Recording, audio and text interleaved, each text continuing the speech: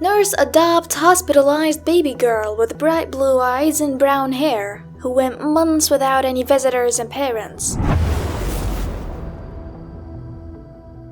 When we see a beautiful, helpless baby, we'd think anyone would want to help them, but that's not always the case. Sometimes babies are left sick and alone until they become children who are still alone unless someone intervenes. 2 years ago, someone did intervene for baby Giselle. Les Smith worked as the director of nursing of Franciscan Children's Hospital and was going about her business on a normal work day when she was stopped in her tracks by a beautiful baby girl with bright blue eyes and brown hair. She looked like something out of a fairy tale, but her life had been anything but a fairy tale so far. "Who is this beautiful angel?" Smith asked the nurse who was caring for the baby. Her name is Giselle. The infant had already been through the ringer and was currently a ward of the state, having been at the hospital for 5 months without a single visitor. The 8-month-old was born premature at another hospital and weighed under 2 pounds. She had neonatal abstinence syndrome because her birth mother was using heroin and cocaine during pregnancy.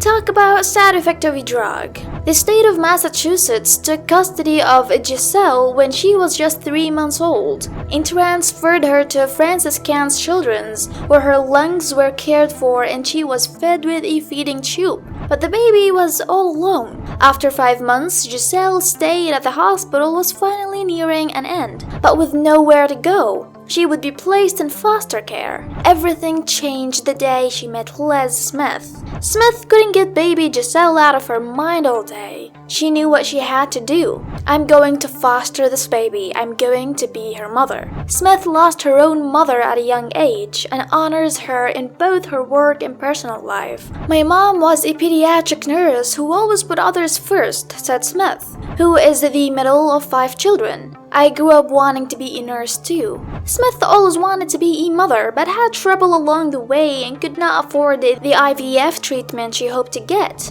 Adoption seemed like the answer, but she couldn't find the right baby who really needed her. "Since the moment I met her, there was something behind her striking blue eyes capturing my attention," Smith recalled. "I felt that I needed to love this child and keep her safe." She put in a formal request to foster Giselle, and while she waited to hear back, she couldn't resist visiting the baby's hospital room every day.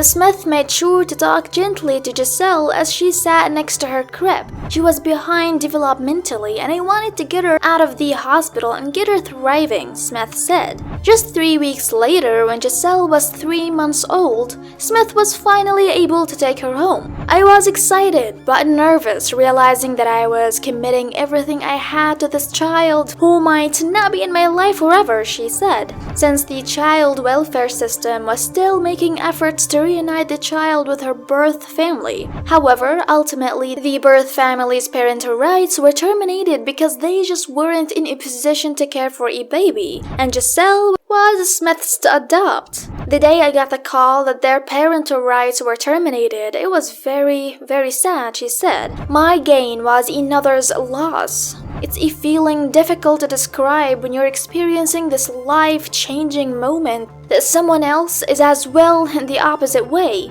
The bottom line is, it's devastating for another family. Now Giselle is walking and talking and Liz has officially adopted her. Her new favorite song is You Are My Sunshine," said Smith. "And every time she sings it, I think to myself, you have no idea." Thank you for watching. Tap one of the 2 videos on the screen for another Ultra Trend story every day.